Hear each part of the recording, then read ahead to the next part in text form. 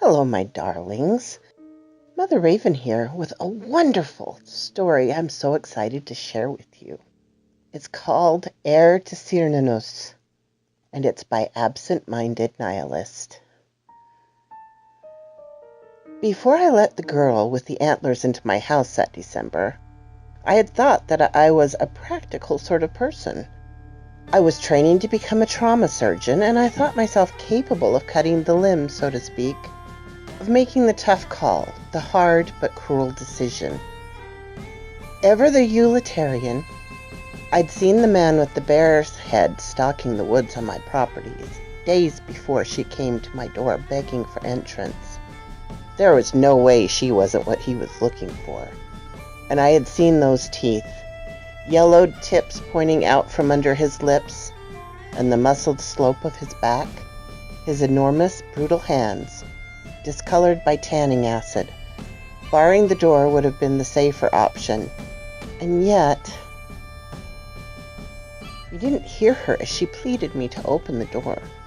She was barefoot, and it was 2 a.m., and it was snowing so hard you couldn't see your hand if you reached out to grab a railing. "Please," she begged. "I've been walking for so long. It's been snowing. You can't see my tracks. Please, no one will know I'm even here. He won't know, I swear." So I let her in. The points of her antlers pressed up against me as she embraced me. Thanking me breathlessly, I pulled a jacket from the stand by the door and wrapped it around her shoulders. I found myself patting her back absently, murmuring vague reassurances. I let go suddenly, conscious of my hand, my arms, the places her skin touched mine. I walked into the kitchen, and she followed. She was warier of me now, like an injured animal that takes the food from your hand and shrinks away again. The initial panic was gone, and now she was clearly focused on making sure I would not be a bigger danger than what lay outside. I felt her eyes on me as I rose and tore open 2 packets of instant cider mix, poured them into cups. She visibly flinched when I turned the stove on, and the sudden movement caused me to drop the pan. Resulting clatter was a blow to the ribs with a tire iron. She scrambled back, knocking over the chair, backwards over the couch, eyes wild. "Hey," I said, carefully, hands up, gaze lowered. "I'm sorry." I inched closer, leaving her the chance to pull away. She didn't. I think we scared each other there. "I'm sorry about that. Can I help you up?" She hesitated, and then put her hand in mine. And so it was that we found ourselves seated opposite one another at my kitchen table. She had cider, and I had finished mine and moved on to a bottle of scotch. Lord knows I needed it. She drained her mug and pulled the jacket closer. "Have you seen him?" "He comes every 6 days, patrolling. He came by 2 days ago." I do not need to ask who she's talking about. I wasn't the first to see him. My neighbor Josie, though separated from me by a thick pine grove and a river, had come to me telling me she'd seen him coming my way. "The police can't find him," she said. "He's never there long enough for them to see him. It's not just me who saw him. He killed John Carver's dog, snapped her neck when she charged at him, and he dragged off one of Lizzie Jackson's calves. Just slung it over his shoulder and walked off with it." She paused and gave me a steely look. "You know, Cassidy Jones, and I know what you'll say, you want to think it's a man in a mask, but I've never seen a mask that could change the shape of your face so that you had a snout, or the length of your tongue, and I ain't never seen a mask that could drool." She did know me. It wasn't the first time she'd come to me with a report of something abnormal that I would dismiss with an eye roll. I paid too much for empirical, science-based med school education to pander to this sort of thing. But things kept appearing that I couldn't explain, and I was forced to accept that this deep into the forest, the lines start to blur. We waited until evening, and then I scoped him out with the binoculars Josie had brought. One look was all I needed to know. That was no mask. The girl's voice brought me back to attention. What's your name? Cassidy. You? Ari. Do you have a pregnancy test? I blinked. No, I said carefully. Do you need one? I'm not certain. I think I escaped in time, but they did drug me. And he might have gotten to me while I was sleeping, and... Okay, Ari. I'm a doctor. I hesitated. If you like, I could take a look. Yes, please. I need to make sure. Please. I need to be sure he didn't touch me. I'll spare you the details, but there was no bruising on her legs or hips, or anything that would suggest that kind of violation she was afraid of. I told her this, and the tension she was holding in her shoulders visibly relaxed. There was a strange silence that I could not bring myself to interrupt, until finally I offered to let her use the shower. I left clean clothes outside the door and poured myself another scotch. Well, maybe more than one. When she came out, Ari's skin finally had some color in it, and her hair was no longer a matted mess. I realized with dull surprise that she was beautiful.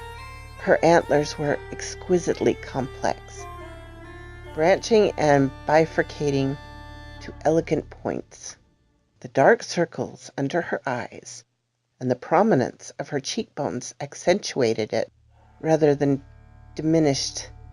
It struck me that I was admiring the beauty of a traumatized girl, and I felt vaguely sick.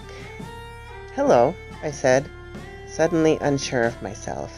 Hello, Ari replied, giving me a smile that made me a bit giddy, though I told myself it was the scotch. It was the first time she'd smiled. Hot showers are the stuff of miracles. You look nice, I said, looking at the space directly to the left of her head. My shirt was far too big for her. I could still see beads of water in the space where her collarbone met her neck. I had a sudden urge to kiss her right there, to lick those droplets myself. I bit my tongue. No, Cassidy, I reminded myself.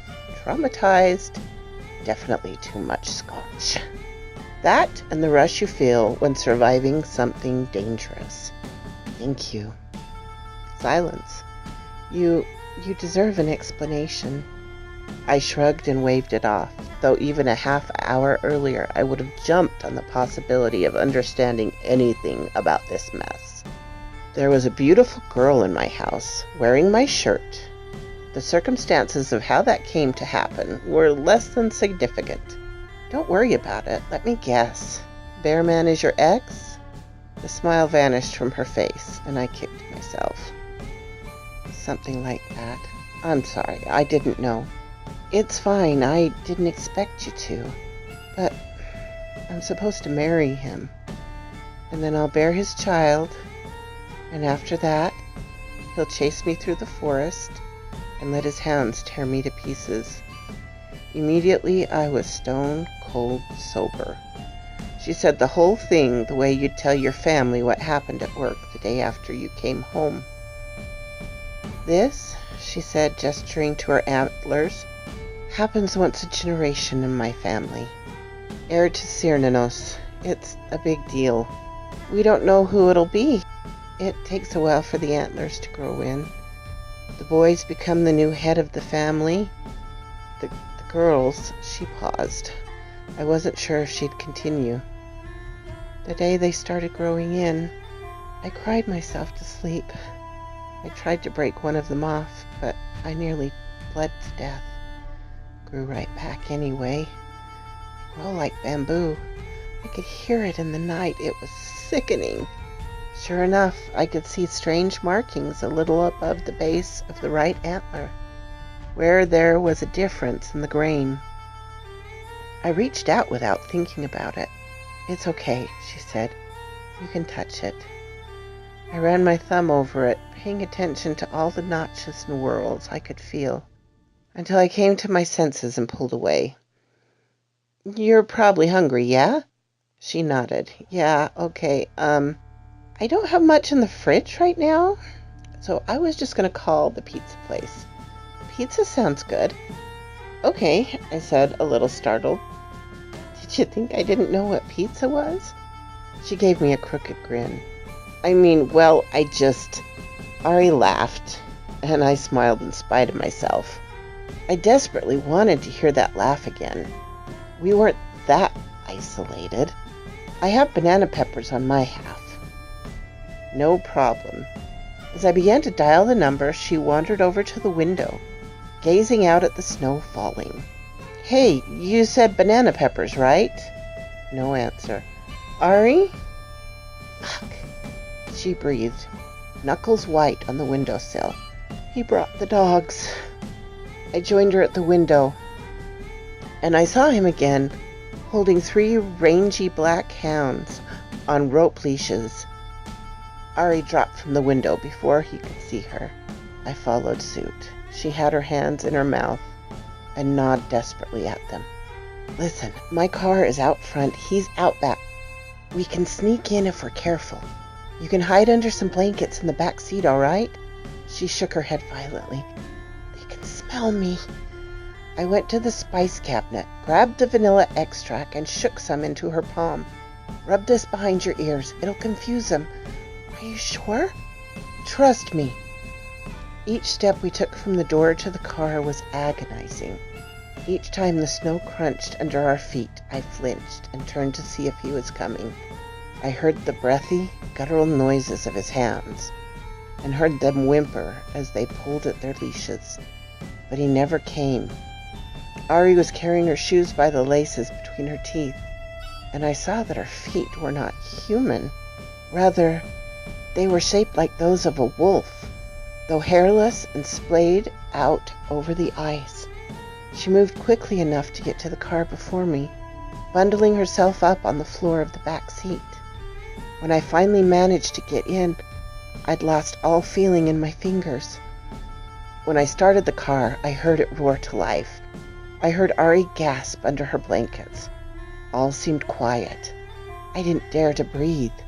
As I went to lift my foot from the brake, I heard something smash against the back of my window. When I looked in my rearview mirror, I forgot the fact I was drunk, exhausted, and that it was snowing like hell. I just drove. Well, my darlings, as you know, I love all mythology, and Cernnonos is one of my favorites. So when I saw this, I just couldn't resist. I am certainly hoping that Absentmindednihist will bring us more on the fate of these 2 women. I can hardly wait. So quoth this raven. And thank you, my darlings, for listening to my tale. And I will see you next time under the trees.